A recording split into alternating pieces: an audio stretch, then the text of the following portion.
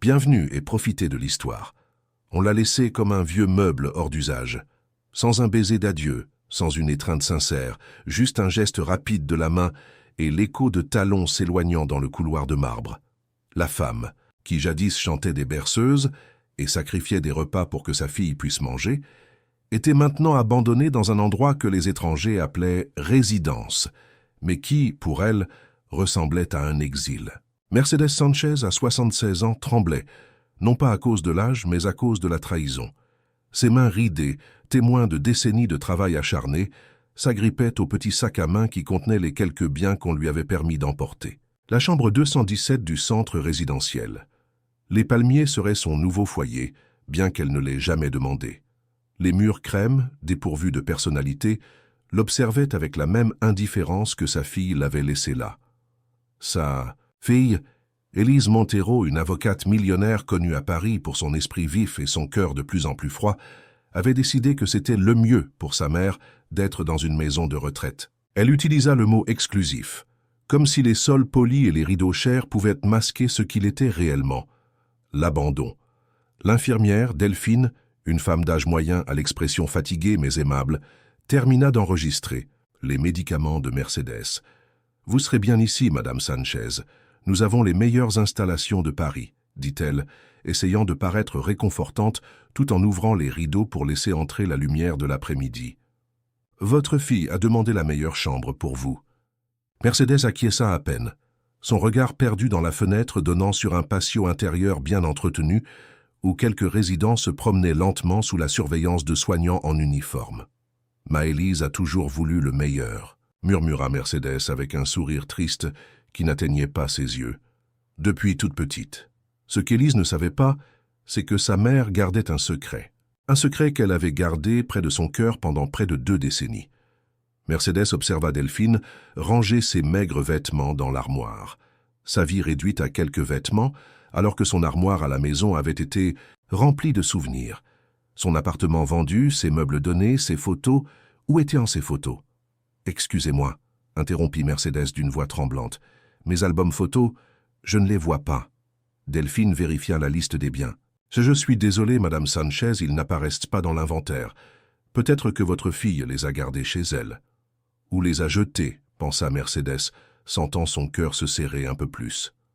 Lorsque Delphine fut enfin partie, Mercedes s'assit sur le lit, trop ferme à son goût, et sortit de la poche de sa veste un petit carnet usé. Elle l'ouvrit avec soin, tournant les pages jaunies jusqu'à atteindre un numéro de téléphone qu'elle n'avait pas composé depuis longtemps. Albert, son vieil ami, le seul à connaître la vérité. Élise avait toujours été sa fille unique. Lorsque Mercedes fut veuve jeune après avoir perdu Ramon dans un accident du travail, elle travailla à 2 emplois, secrétaire le jour, femme de ménage la nuit, juste pour joindre les 2 bouts.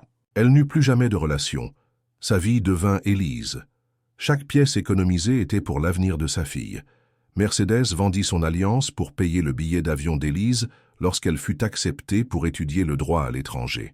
Et Élise avait promis « Un jour, maman, je te rendrai tout ce que tu as fait pour moi. » Mais les promesses sont faciles à faire et encore plus faciles à rompre. Tandis qu'Élise gravissait les échelons du monde juridique, se mariait avec François, un banquier aisé, et emménageait dans un hôtel particulier avec des sols en marbre et des lustres importés, ses visites à la maison devenaient plus courtes, ses appels moins fréquents. Lorsque Mercedes tomba dans la cuisine un après-midi pluvieux, elle n'appela pas d'ambulance. Elle appela sa fille. Élise arriva non pas avec de l'inquiétude, mais avec un plan.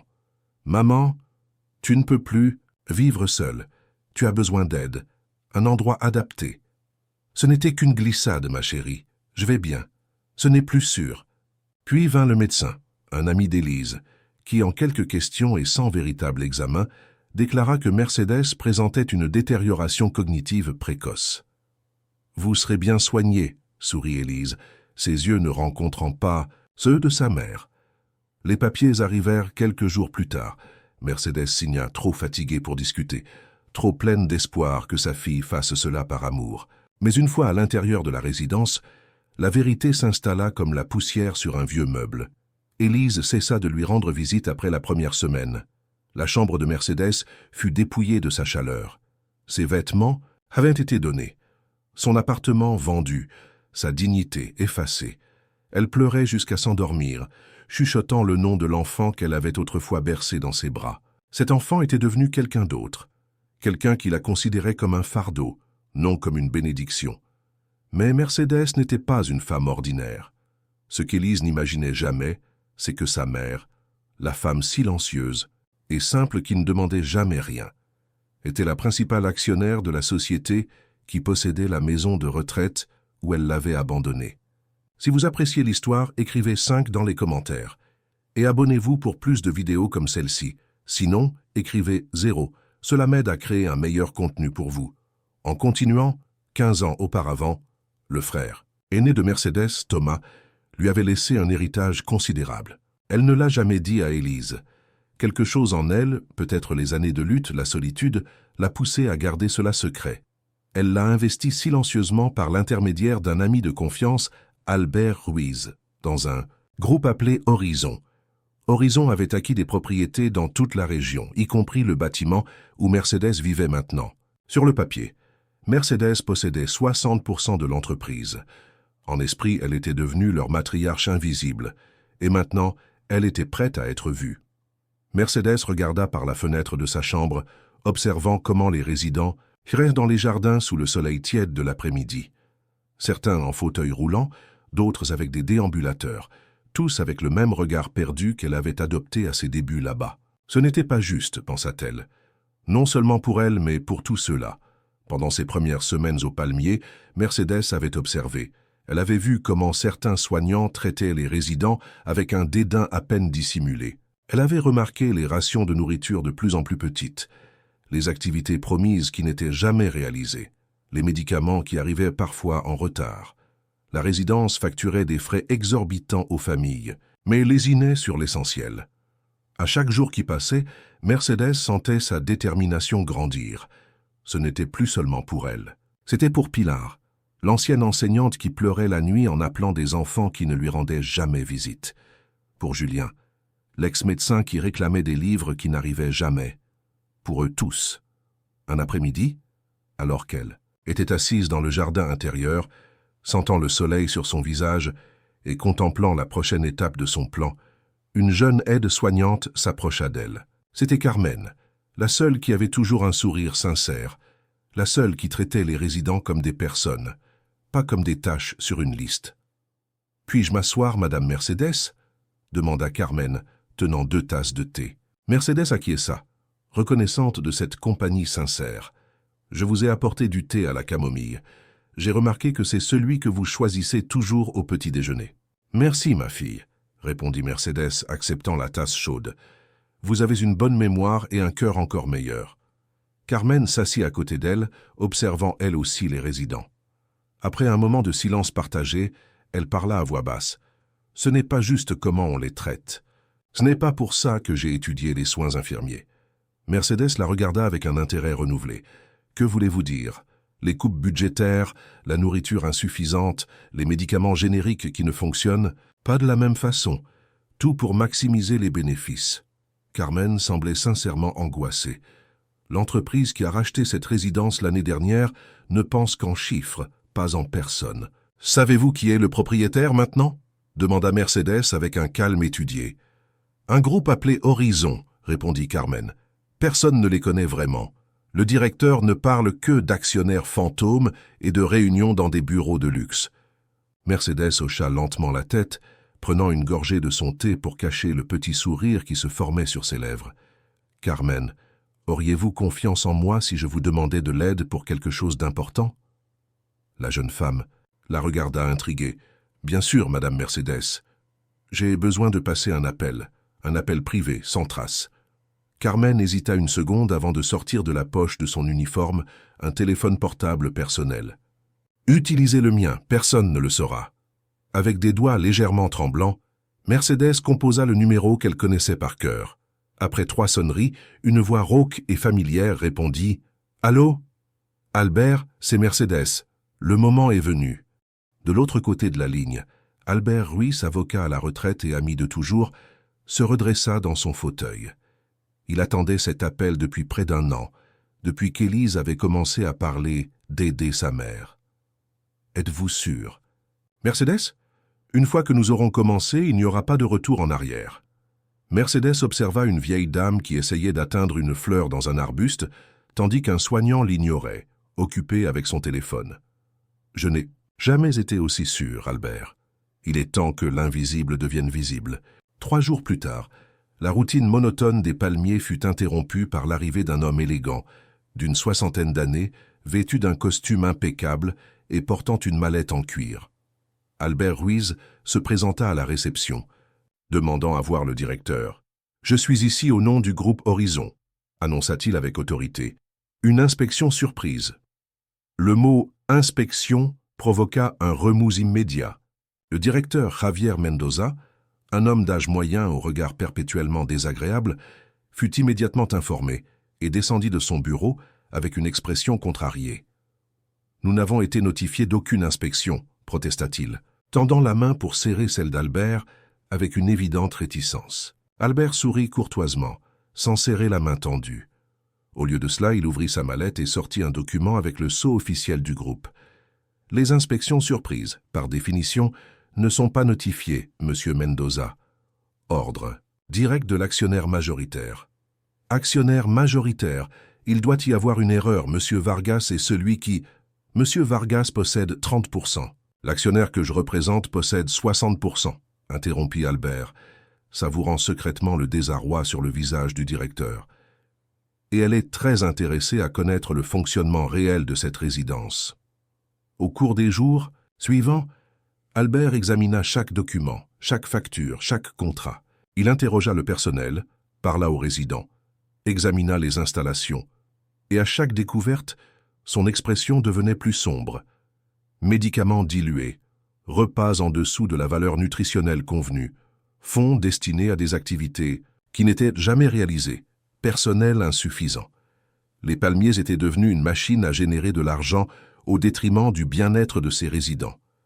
Carmen devint son alliée silencieuse, lui fournissant des informations qui n'apparaissaient pas dans les registres officiels. Et chaque soir, Albert rendait visite à Mercedes dans sa chambre, partageant ses découvertes et affinant le plan. « C'est pire que ce que nous pensions », lui confia-t-il un soir, lui montrant les documents.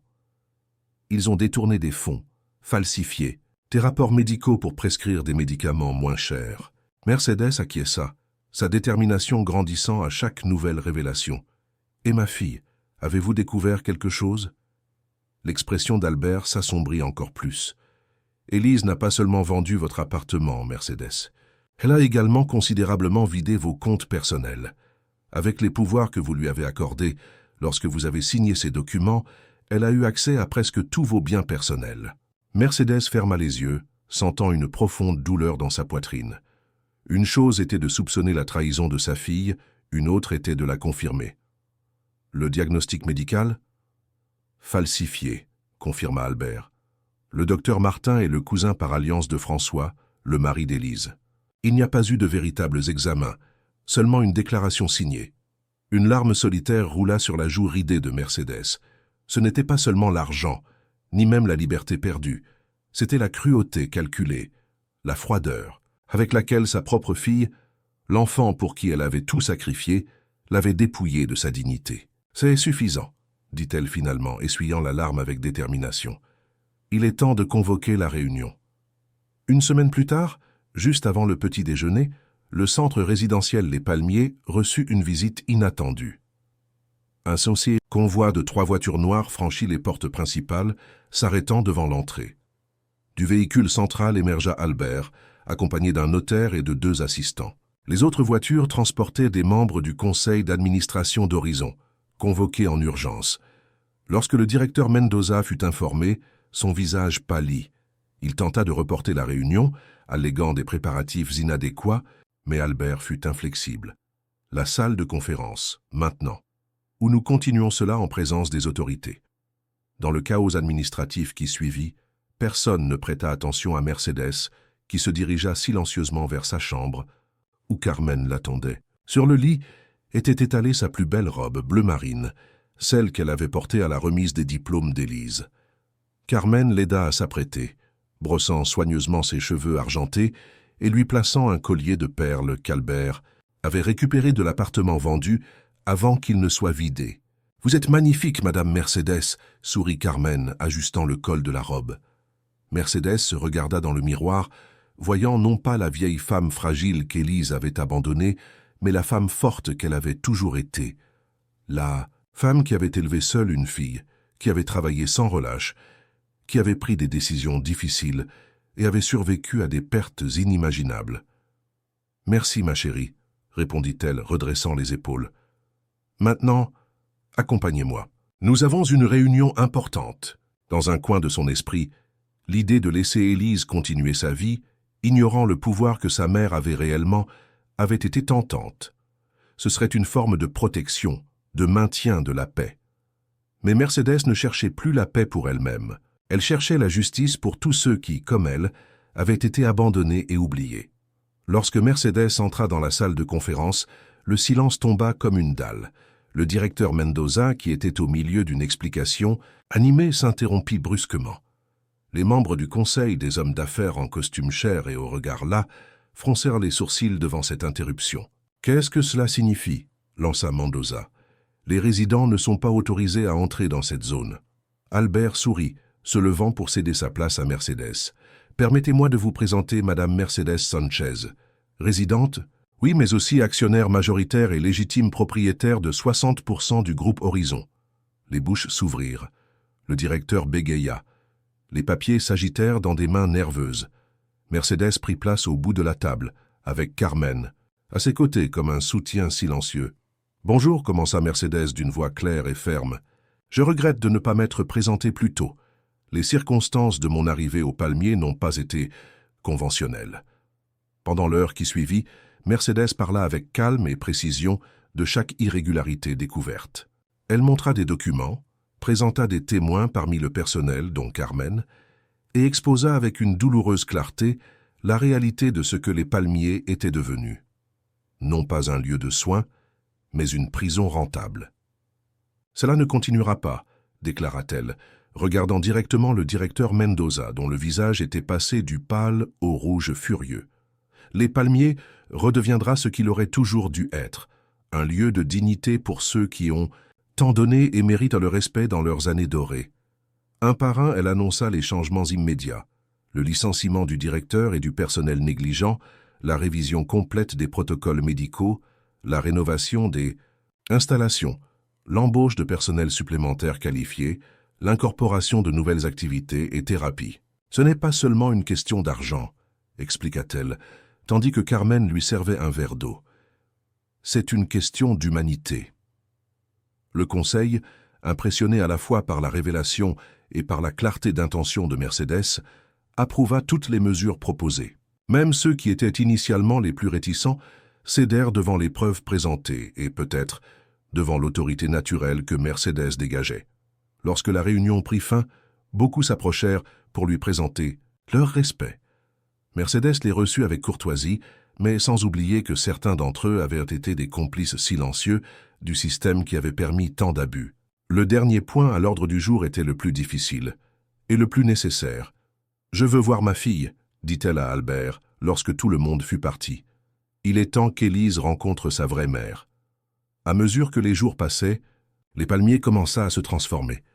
Le personnel négligent fut remplacé par des professionnels engagés. Les espaces communs, auparavant stériles et froids, commencèrent à se remplir de couleurs et de vie. Des ateliers d'art, de musique et de littérature furent mis en place. Les menus furent revus par des nutritionnistes spécialisés en gériatrie. Même un petit jardin fut aménagé où les résidents pouvaient cultiver des fleurs et des herbes aromatiques. Mercedes supervisait chaque changement, non pas en tant que chef autoritaire, mais en tant que guide avisé. Son expérience en tant que résidente lui donnait une perspective inestimable sur ce dont ceux qui vivaient là avaient réellement besoin.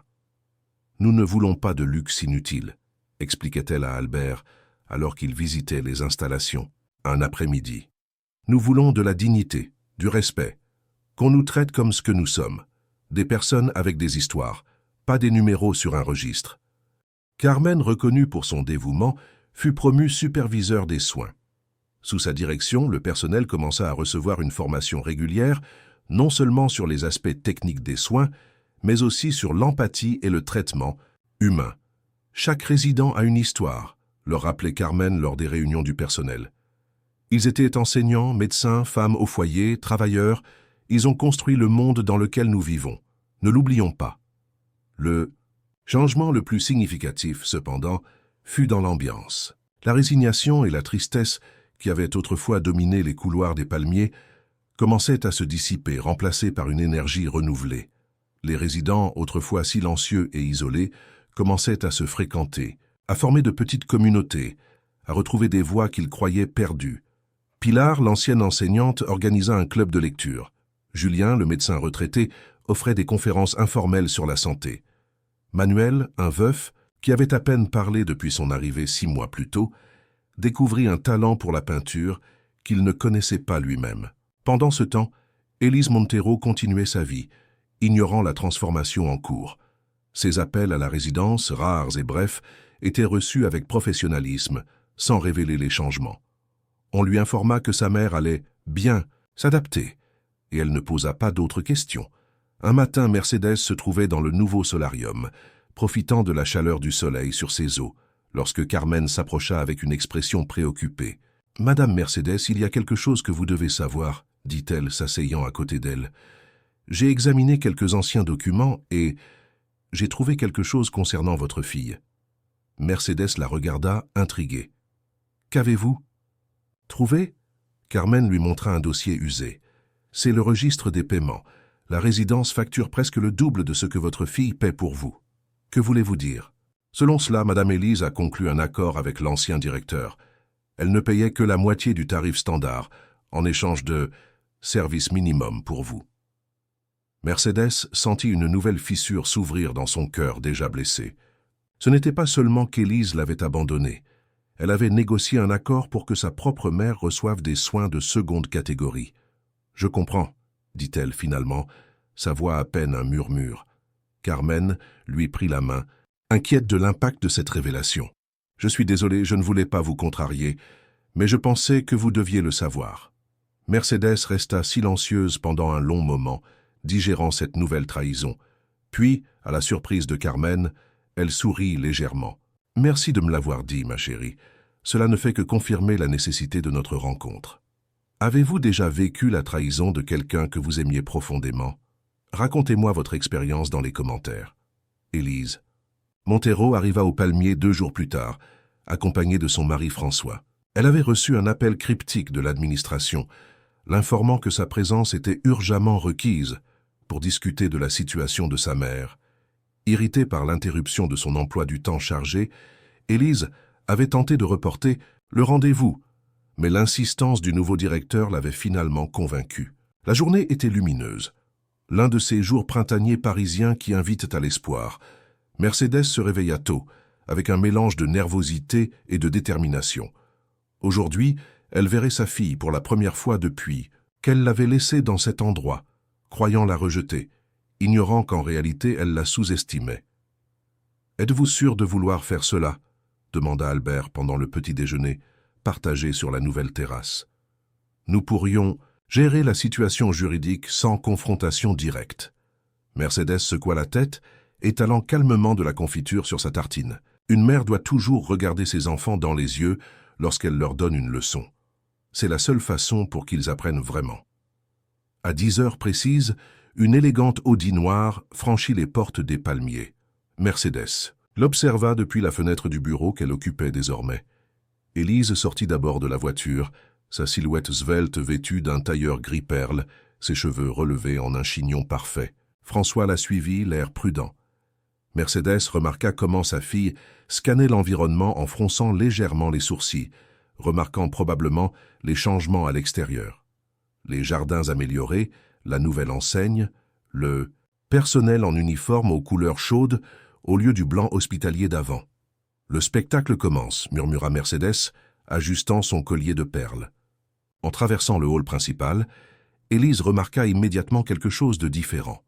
Le personnel semblait plus actif, les installations plus propres, l'ambiance moins oppressante. Il y avait même de la musique douce provenant d'une salle où plusieurs résidents participaient à ce qui semblait être un cours de peinture. « Qu'est-ce qui se passe ici ?» murmura-t-elle, fronçant les sourcils. François, toujours pragmatique, haussa les épaules. Peut-être ont-ils changé de direction, mieux pour ta mère, tu ne crois pas? Élise ne répondit pas. Les palmiers avaient été choisis précisément parce qu'il était discret, efficace et surtout ne posait pas trop de questions sur les résidents ou leur famille. Un endroit où elle pouvait laisser sa mère et oublier les complications.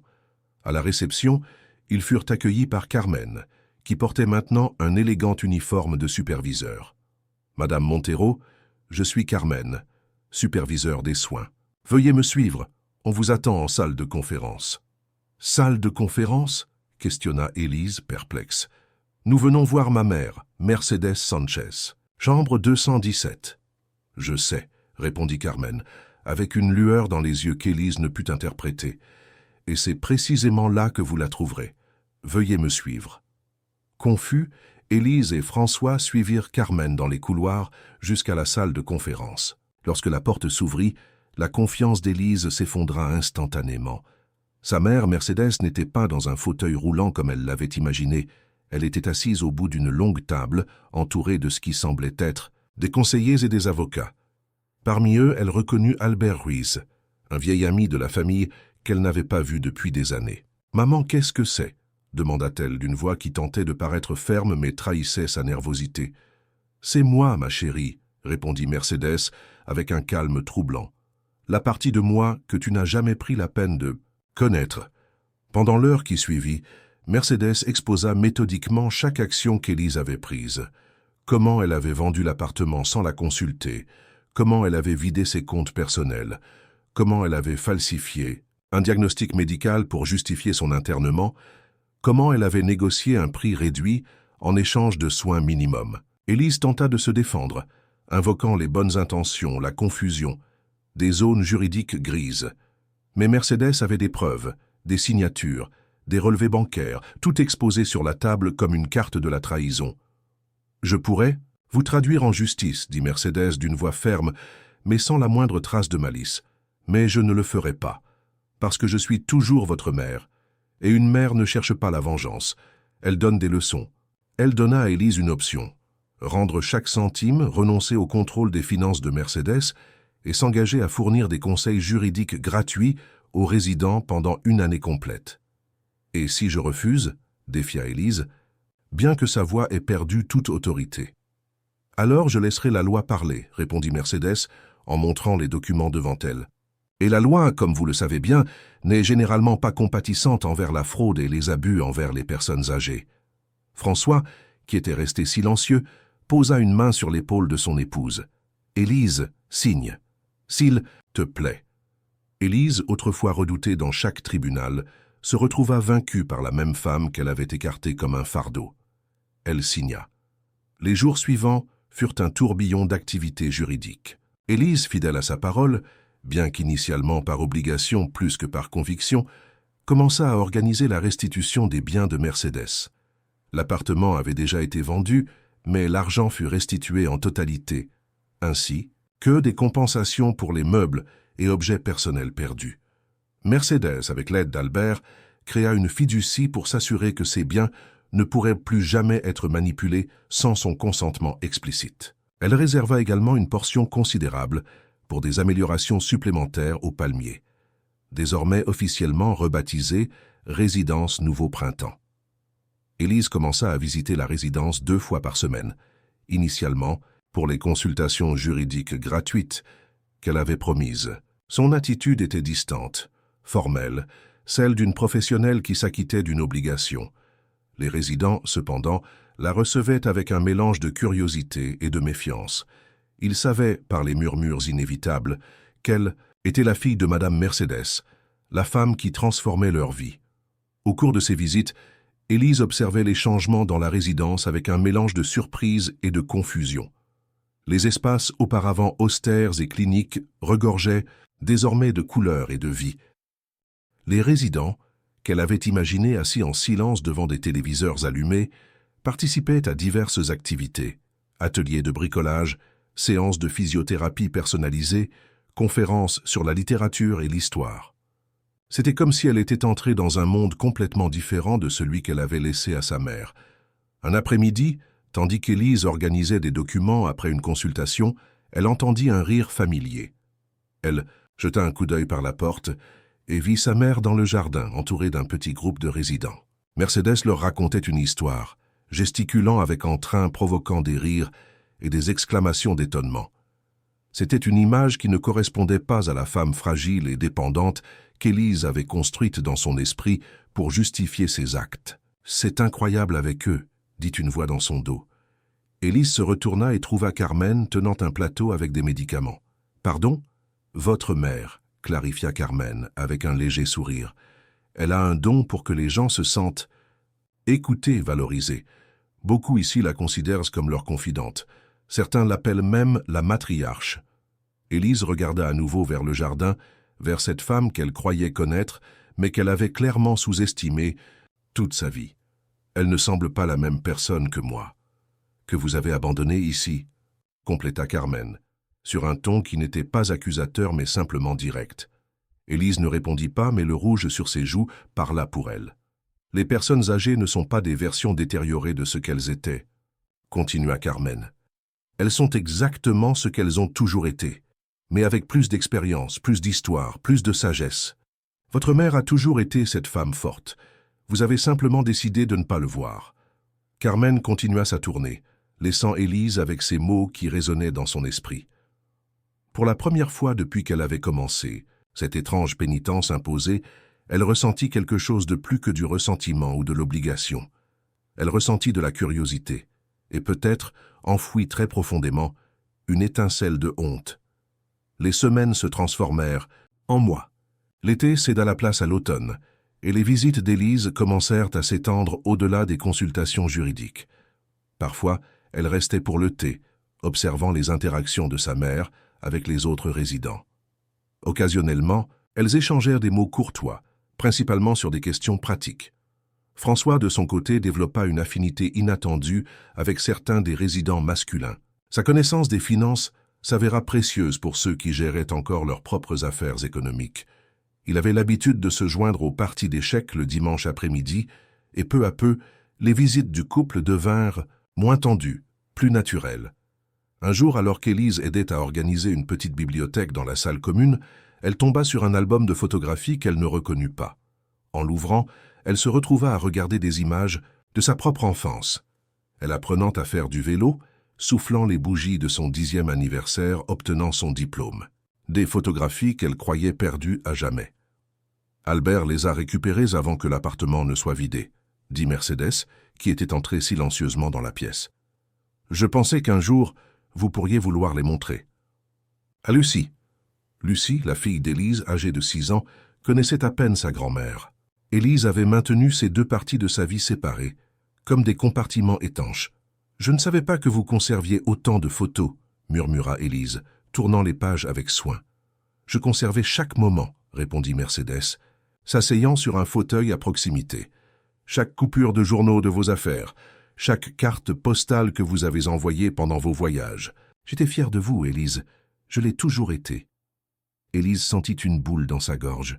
« Alors pourquoi ne me l'avez-vous jamais dit ?»« Je l'ai fait, de 1000 manières, mais à un moment donné, vous avez cessé d'écouter. » Le silence qui suivit ne fut pas confortable, mais il n'était pas non plus hostile. C'était un silence nécessaire, comme un champ en jachère attendant de nouvelles semences. « Maman, je... » commença Élise, mais Mercedes leva la main doucement. « Pas aujourd'hui, » dit-elle avec un petit sourire.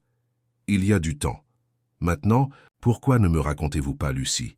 Carmen me dit qu'elle a le même sourire que vous. » Cette conversation marqua un tournant. Il n'y eut pas de réconciliation dramatique, pas d'étreinte entre les larmes, ni de confession cathartique. Mais quelque chose commença à se décongeler, lentement, comme une rivière au début du printemps. Élise commença à emmener Lucie occasionnellement. L'enfant, initialement timide avec cette grand-mère qu'elle connaissait à peine, fut bientôt attiré par les histoires que Mercedes partageait. Histoire d'une Élise enfant, espiègle et déterminée. Histoire d'un grand-père que Lucie n'a jamais connu, mais dont le sourire, selon Mercedes, avait hérité. Un dimanche après-midi, tandis que Mercedes apprenait à Lucie à faire des biscuits dans la nouvelle cuisine thérapeutique de la résidence, Élise les observait depuis la porte. Il y avait quelque chose dans cette scène qui lui provoquait un mélange d'émotions contradictoires, de la joie pour le lien qu'elles étaient en train de former, de la nostalgie pour les années perdues et une piqûre de quelque chose qu'elle mit du temps à identifier comme de l'envie. De l'envie pour la relation facile et chaleureuse que sa fille était en train de développer avec la femme qu'elle avait éloignée de sa vie. « Elle se ressemble beaucoup, n'est-ce pas ?» commenta François qui s'était joint silencieusement à sa contemplation. Élise hocha la tête, incapable de parler à cause de la boule dans sa gorge. « Je me demande parfois, » continua son mari, « si nous ne reproduisons pas les mêmes erreurs avec Lucie que nous avons commises avec votre mère. Toujours occupée, toujours en courant vers la prochaine affaire, le prochain investissement. » « Ce n'est pas la même chose, » protesta Élise faiblement. « Nous donnons tout à Lucie, la meilleure éducation, des voyages, des opportunités. Et du temps ?» demanda François. « De la présence ? Ou simplement nous la laissons avec la nounou pendant que nous construisons des empires qu'elle n'a pas demandé ?» La question resta suspendue entre eux, inconfortable mais nécessaire, comme toutes les vérités importantes. Cette nuit-là, déjà à la maison, Élise ne parvenait pas à trouver le sommeil. Les paroles de François, l'image de sa mère et de sa fille ensemble, le poids des mois de révélation et de réflexion, tout cela tourbillonnait dans son esprit. Elle se leva discrètement et alla dans son bureau, où elle sortit du fond d'un tiroir une petite boîte qu'elle n'avait pas ouverte depuis des années. À l'intérieur se trouvait l'alliance de mariage de son père, un simple anneau en or que sa mère avait vendu pour payer son billet d'avion lorsqu'elle fut acceptée à l'université. Élise l'avait trouvé et racheté des années plus tard, dans une boutique de dépôt-vente, grâce à la description détaillée que Mercedes lui avait donnée tant de fois. Elle avait prévu de le lui donner comme une surprise, mais ensuite, la vie s'est accélérée, les priorités ont changé, et l'anneau est resté oublié dans cette boîte. « Élise ?» La voix somnolente de François la sortit de ses pensées. « Que faites-vous éveillée à cette heure ?» Élise ferma la boîte et la rangea dans la poche de sa robe de chambre. « Je réfléchis. À maman, à Lucie, à tout. » François s'assit à côté d'elle, attendant patiemment qu'elle continue. « Je crois que je me suis trompé, » dit finalement Élise. « Pas seulement au sujet de maman maintenant, au sujet d'elle. Toute ma vie. » À partir de ce jour, quelque chose changea dans l'attitude d'Élise. Ses visites au nouveau printemps n'étaient plus un devoir, mais un choix. Elle commença à vraiment écouter les histoires des résidents pendant leurs consultations, à voir au-delà des documents et des affaires juridiques, à reconnaître les vies complètes derrière chaque nom. Le travail pro bono qu'elle avait accepté à contre-cœur devint une mission personnelle. Elle découvrit des cas de membres de la famille qui, comme elle, avaient abusé de leur position, dépouillant leurs aînés de leurs biens, de leur dignité et de leur voix. Avec la même détermination qu'elle avait autrefois défendu des entreprises et des personnes fortunées, elle luttait désormais pour ceux qui ne pouvaient pas se défendre seuls. Mercedes observait cette transformation avec un mélange de fierté et d'espoir prudent. Elle ne se faisait pas d'illusions sur le fait de récupérer la fille qu'elle avait eue autrefois. Cette relation était trop abîmée. Mais peut-être, pensait-elle, pourrait-elle construire quelque chose de nouveau, quelque chose de différent mais tout aussi précieux. Un matin, alors qu'elles déjeunaient ensemble sur la terrasse, une nouvelle routine que toutes les deux avaient adoptée. Le samedi, Mercedes remarqua qu'Élise semblait particulièrement nerveuse. « Se passe-t-il quelque chose ?» demanda-t-elle, tout en étalant de la confiture sur sa tartine. Élise prit une profonde inspiration et sortit une enveloppe de son sac à main. « J'ai beaucoup réfléchi, maman. À nous, à l'avenir. Et j'ai pris une décision. » Mercedes attendit, gardant une expression neutre bien que son cœur s'accéléra. Élise prévoyait-elle de s'éloigner à nouveau? Avait-elle trouvé une faille juridique dans leurs accords? « François et moi avons acheté une maison, » continua Élise, faisant glisser l'enveloppe vers sa mère. « Elle est plus grande que celle que nous avons maintenant, avec un jardin et une chambre pour vous, si vous le souhaitez. » Mercedes ouvrit l'enveloppe avec des mains légèrement tremblantes. À l'intérieur, il y avait des photos d'une belle maison coloniale, avec de grands espaces et un jardin luxuriant, et des plans montrant une suite indépendante, avec sa propre entrée et toutes les commodités. « Ce n'est pas une obligation, » ajouta rapidement Élise devant le silence de sa mère. « Je comprends si vous préférez rester ici, avec vos amis, avec tout ce que vous avez construit. Je voulais juste que vous sachiez qu'il y a une place pour vous chez nous, dans notre vie. » Mercedes examina attentivement les photos, traitant la signification de cette offre. Ce n'était pas seulement une question de changement de résidence, c'était un symbole de quelque chose de beaucoup plus profond. « Et le nouveau printemps » demanda-t-elle finalement. « Vous seriez toujours l'actionnaire majoritaire, bien sûr. Vous pourriez le visiter quand vous le voudriez, continuer à superviser les améliorations. Simplement. Vous auriez aussi un foyer avec nous. » Mercedes laissa les photos sur la table et regarda sa fille droit dans les yeux. « Pourquoi, Élise? Pourquoi maintenant ?»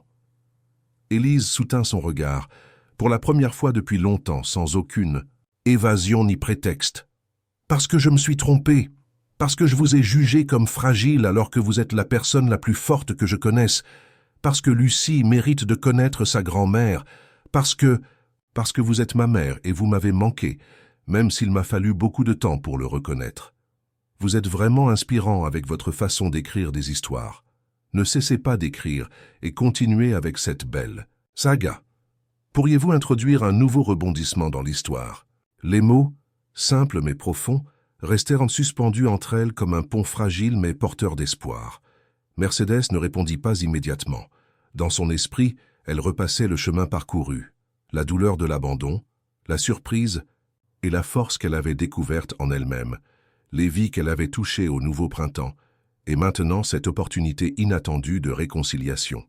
« J'ai besoin de temps, » dit-elle finalement. « Ce n'est pas une décision que je peux prendre à la légère. » Élise acquiesça, acceptant cette réponse avec une maturité qui aurait été impensable des mois auparavant. « Je comprends. Prenez tout le temps dont vous avez besoin. » L'offre. Que reste valable. Les jours suivants furent une profonde réflexion pour Mercedes. Elle consulta Albert, Carmen, même certains des résidents qui étaient devenus ses amis les plus proches. « C'est une occasion de boucler la boucle », estima Albert. « Mais vous seul pouvez décider si cette boucle mérite d'être bouclée. »« Vous nous manqueriez », confessa Pilar, l'ancienne enseignante. « Mais il est peut-être temps pour vous d'écrire un nouveau chapitre. » Carmen, toujours pragmatique, suggéra une solution intermédiaire. « Pourquoi ne pas essayer d'abord, passer quelques week-ends là-bas, voir comment vous vous sentez, si c'est vraiment ce que vous voulez. » Au milieu de ces délibérations, quelque chose d'inattendu se produisit. François apparut un après-midi à la résidence, seul et visiblement agité. « François, que se passe-t-il » demanda Mercedes, alarmée de le voir si bouleversé. « C'est Élise » répondit-il d'une voix tendue. « Il y a eu un accident. Elle est à l'hôpital. » Le monde de Mercedes sembla s'arrêter. Toutes les réflexions, tous les doutes sur l'avenir s'évanouirent devant l'urgence du présent. Sans un mot, elle prit son manteau et son sac à main et suivit François jusqu'à la voiture. Pendant le trajet à l'hôpital, François lui expliqua ce qui s'était passé. Élise enquêtait sur une affaire de maltraitance de personnes âgées particulièrement graves. L'accusé, un homme d'affaires avec des connexions puissantes, avait fait l'objet d'une ordonnance du tribunal grâce aux preuves qu'Élise avait recueillies. Cet après-midi, en sortant du tribunal, une voiture avait tenté de la renverser. Bien qu'elle ait réussi à l'éviter en partie, l'impact l'avait projetée contre un mur. « Les médecins disent qu'elle va bien », ajouta François, essayant de paraître rassurant. « Elle a une jambe fracturée, quelques côtes fêlées et une commotion cérébrale, mais rien qui ne mette sa vie en danger. » Mercedes acquiesça en silence, s'accrochant à son siège, tandis qu'une tempête d'émotions l'envahissait. La peur, l'inquiétude et une détermination féroce qu'elle n'avait pas ressentie depuis des années. C'était sa fille unique et rien, ni le passé, ni les erreurs, ni les blessures encore en cours de guérison, n'importait plus que d'être à ses côtés à ce moment-là. Lorsqu'ils arrivèrent à l'hôpital, Mercedes fut surprise de constater qu'il n'était pas seul. Dans la salle d'attente se trouvaient plusieurs résidents du nouveau printemps, certains accompagnés de leurs proches. En la voyant, Carmen s'approcha. « Nous sommes venus dès que nous avons appris », expliqua-t-elle. « Madame Élise est devenue une défenseur importante pour beaucoup d'entre nous. » Mercedes sentit une vague de gratitude et de fierté. Sa fille, qui avait autrefois vu les personnes âgées comme des fardeaux à gérer, était maintenant valorisée comme leur protectrice. La chambre d'Élise était calme, éclairée uniquement par la faible lumière d'une lampe. Elle dormait avec un bandage sur la tête et le visage contusionné mais serein. Mercedes s'approcha silencieusement, s'asseyant près du lit. Avec précaution, Elle posa sa main sur celle de sa fille. Les minutes passèrent lentement. François était allé chercher Lucie qui était avec sa nounou. Mercedes resta là, observant sa fille dormir, se souvenant des innombrables nuits de son enfance où elle avait fait exactement la même chose, veiller sur son sommeil, remercier son existence, rêver de son avenir. Soudain, Élise ouvrit les yeux. Elle cligna plusieurs fois des yeux désorientés jusqu'à ce que son regard se pose sur Mercedes. « Maman » murmura-t-elle d'une voix rauque. « Je suis là, ma chérie » répondit Mercedes, serrant doucement sa main. « Je suis là. » Élise essaya de se redresser, mais une grimace de douleur l'arrêta. « L'affaire, vous savez quelque chose de l'affaire » Mercedes sourit, reconnaissant la détermination qui avait toujours caractérisé sa fille. « Albert s'en occupe. Il dit que les preuves que vous avez rassemblées sont solides. Ne vous inquiétez pas pour ça maintenant. » Élise se recoucha, visiblement soulagée. Après un moment de silence, elle parla d'une voix basse mais claire. « Je pensais à vous quand c'est arrivé, à la façon dont vous vous êtes battu toute votre vie sans jamais abandonner. Cela m'a donné la force d'éviter la voiture. Votre exemple !» Mercedes sentit ses yeux se remplir de larmes, mais pour la première fois depuis longtemps, ce n'étaient pas des larmes de douleur, mais d'une émotion complexe et guérissante. « Vous avez toujours eu cette force en vous, Élise. Elle ne vient pas de moi, elle est vôtre. »« Non, » insista Élise, « elle vient de vous. C'est juste que j'ai mis trop de temps à le reconnaître. » À ce moment-là, la porte s'ouvrit et Lucie entra suivie de François. L'enfant, effrayé de voir sa mère sur le lit d'hôpital, courut vers elle. Avec précaution pour ne pas la blesser, Élise serra sa fille dans ses bras. « Je vais bien, ma chérie, » la rassura-t-elle. « J'ai juste besoin de me reposer un peu. » Lucie hocha la tête, sérieuse, puis regarda Mercedes. « Grand-mère, vous pouvez rester avec maman? J'ai peur qu'elle soit seule. »« Bien sûr, ma chérie, » répondit Mercedes, « je ne vais nulle part. » Et à ce moment-là, avec ces simples mots, Mercedes prit sa décision. Il ne s'agissait plus de choisir entre le nouveau printemps et la maison d'Élise. Il s'agissait d'être là où on avait besoin d'elle, où elle pourrait continuer sa mission de prendre soin, de protéger et surtout d'aimer. Parfois, cela signifierait être à la résidence, guidant les transformations qui avaient commencé. D'autres fois, cela signifierait être avec sa famille, construisant de nouveaux souvenirs, guérissant de vieilles blessures. En fait, ajouta-t-elle, regardant Élise avec un sourire tranquille, je crois qu'il est temps que cette chambre dans votre maison est une occupante. Le visage d'Élise s'illumina malgré la douleur et la fatigue. Vous êtes sûr? Complètement, mais à une condition. Laquelle? Que le nouveau printemps fasse toujours partie de nos vies. Il y a beaucoup de travail à faire là-bas. Et je pense que nous avons toutes les trois quelque chose de précieux à apporter. Élise acquiesça, comprenant pleinement ce que sa mère proposait. Non seulement une réconciliation familiale, mais un but commun, une mission qui pourrait les unir de manière qu'elles n'avaient jamais imaginée auparavant. « C'est un accord », accepta Élise, scellant la promesse d'une douce poignée de main. La convalescence d'Élise fut lente mais constante. Pendant ces semaines, Mercedes divisa son temps entre l'hôpital, la résidence et la maison, qui serait bientôt aussi son foyer. Dans cette période de transition, quelque chose d'extraordinaire se produisit, la fusion de deux mondes qui avaient autrefois été séparés. Des résidents du Nouveau Printemps rendaient visite à Élise à l'hôpital, apportant des lettres faites à la main et de petits cadeaux. Lucie commença à accompagner Mercedes à la résidence, nouant des amitiés avec certains des aînés qui appréciaient de lui raconter des histoires d'antan. François, utilisant ses contacts dans le monde financier, créa un fonds pour les bourses d'études en soins infirmiers spécialisés en gériatrie qui commença à fournir du personnel nouveau et enthousiaste pour la résidence.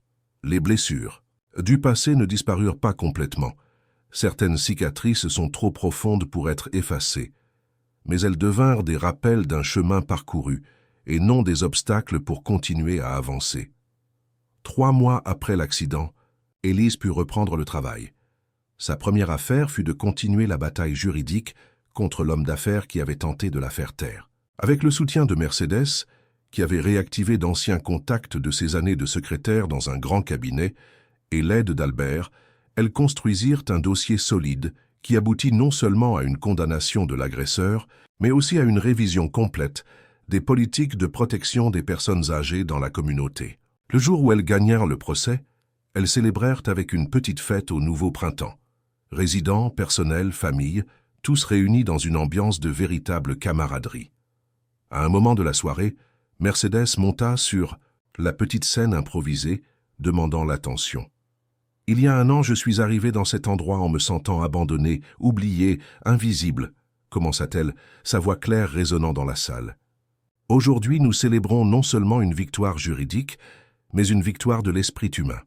La capacité de transformer la douleur en but, la solitude en communauté, la trahison en rédemption. » Elle regarda Élise, qui se tenait à côté de François et de Lucie, s'appuyant encore légèrement sur une canne, mais la tête haute et les yeux brillants. « Ma fille m'a appris, sans le savoir, qu'il n'est jamais trop tard pour revendiquer son propre pouvoir, pour se rendre visible lorsque le monde tente de vous ignorer.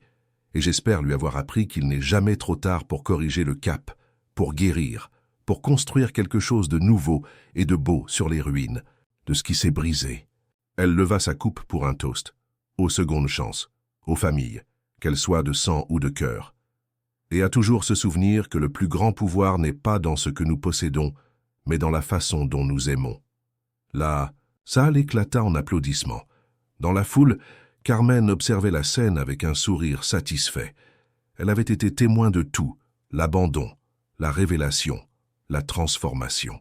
Elle savait, mieux que quiconque sauf peut-être Albert, combien il avait fallu pour arriver à ce moment. Plus tard, alors qu'elle aidait à ranger, Carmen trouva Mercedes contemplant le jardin éclairé où certains résidents dansaient lentement au son d'une musique d'antan. « Je n'aurais jamais imaginé que ça finirait comme ça, » confia Mercedes. « Quand j'ai laissé Élise m'amener ici, j'ai pensé que c'était la fin, et cela s'est avéré n'être que le commencement. » Carmen acquiesça avec compréhension. Parfois, les fins et les commencements sont en réalité la même chose. Tout dépend de la façon dont vous les regardez. Mercedes sourit, reconnaissant la sagesse de ces simples mots. Puis elle ajouta avec une lueur espiègle dans les yeux, bien que je doive admettre qu'il y a eu un moment, quand j'étais assise dans cette salle de conférence face à l'ancien directeur, où j'ai énormément apprécié de voir sa tête quand il a découvert qui j'étais réellement. Elles rirent toutes les deux, un son joyeux qui se mêla à la musique et aux conversations autour d'elles. Dans les années suivantes, le nouveau printemps devint un modèle de soins pour les personnes âgées. Élise, utilisant son expérience juridique, aida à créer une fondation qui reproduisait le modèle dans d'autres résidences, les transformant de l'intérieur avec les mêmes principes de dignité, d'autonomie et de communauté qui avaient changé cet endroit. Mercedes divisa son temps entre la maison familiale, où elle appréciait la compagnie de Lucie, et éventuellement d'un petit-fils qui arriva 2 ans plus tard, et la résidence, où elle continuait d'être une présence aimée et respectée. Elle ne retrouva jamais toutes ses photographies, ni ses effets personnels, mais elle découvrit que les souvenirs les plus importants vivaient dans son cœur, et non dans les possessions. Élise ne redevint jamais l'avocate d'affaires ambitieuse et froide qu'elle avait été. Elle trouva sa véritable vocation dans la défense des plus vulnérables, en particulier des personnes âgées, devenant une voix reconnue pour son intégrité et son engagement. Pour son 79e anniversaire, Mercedes reçut un cadeau inattendu. Élise lui remit une petite boîte enveloppée avec simplicité. « Je l'ai trouvée il y a des années », expliqua-t-elle, pendant que sa mère ouvrait le paquet avec curiosité. « Je voulais vous le donner à l'époque, mais pour une raison ou une autre, le bon moment ne semblait jamais arriver. » À l'intérieur de la boîte se trouvait l'alliance de mariage de Ramon, celle que Mercedes avait vendue tant d'années auparavant. Pendant une seconde, le temps sembla reculer, et Mercedes redevint la jeune veuve qui sacrifiait un dernier souvenir pour l'avenir de sa fille. « Comment ?» commença-t-elle, la voix tremblante d'émotion. « Je l'ai cherché pendant des mois, » expliqua Élise. « Je suis allée dans tous les prêteurs sur gage de Paris avec la description que vous m'aviez donnée tant de fois. Quand je l'ai finalement trouvée, j'ai voulu que ce soit une surprise spéciale. Mais ensuite, la vie s'est compliquée et mes priorités se sont distordues. Et maintenant, elle est là, » compléta Mercedes, faisant glisser l'anneau à son doigt. Après tant d'années, il était toujours parfaitement adapté, comme nous. Ce soir-là, assise sur le porche de la maison familiale, contemplant des étoiles qui avaient été témoins de tant de douleur et de joie, de tant de séparation et de retrouvailles, Élise posa une question qui lui trottait dans la tête depuis longtemps. Maman, pourquoi ne m'avez-vous jamais parlé de l'héritage de l'oncle Thomas? Pourquoi le garder secret toutes ces années? Mercedes réfléchit un instant avant de répondre. Au début, c'était par prudence. Je voulais m'assurer que tu gardes les pieds sur terre, que tu apprécies le travail et l'effort. Ensuite, c'est devenu mon filet de sécurité, mon indépendance. Avez-vous déjà pensé que vous pourriez en avoir besoin contre moi? Demanda Élise, avec une tristesse résignée dans la voix. Pas consciemment, admit Mercedes. Mais peut-être, dans un coin de mon cœur, je savais que même l'amour le plus fort peut être déformé avec le temps et les circonstances. Élise acquiesça, acceptant cette vérité avec maturité. Je suis reconnaissante que vous l'ayez gardé secret, dit-elle finalement. Non seulement parce que cela vous a sauvé, mais parce que, au final, cela m'a sauvé aussi, de la personne que j'étais en train de devenir. Mercedes prit la main de sa fille, sentant la chaleur du lien qui, bien qu'il se soit tendu presque jusqu'à la rupture, avait trouvé le moyen de se reconstruire, plus fort qu'avant.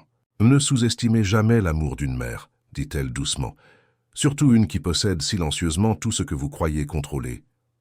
Élise sourit, reconnaissant dans ces mots non pas un avertissement, mais une profonde vérité sur l'amour inconditionnel qui, même dans ces moments les plus sombres, n'avait jamais cessé d'exister entre elles. Sous le ciel étoilé, mère et fille continuèrent leur conversation, tissant de nouveaux souvenirs tout en guérissant les anciens, écrivant ensemble les chapitres d'une histoire qui, comme la vie elle-même, était pleine de surprises, de défis, de pertes et surtout d'un amour qui, bien qu'invisible parfois, ne cesse jamais d'exister. Félicitations. Écrivez 9 dans les commentaires pour me faire savoir que vous êtes restés jusqu'au bout avec moi. Merci d'avoir regardé et à l'histoire de demain sur cette même chaîne.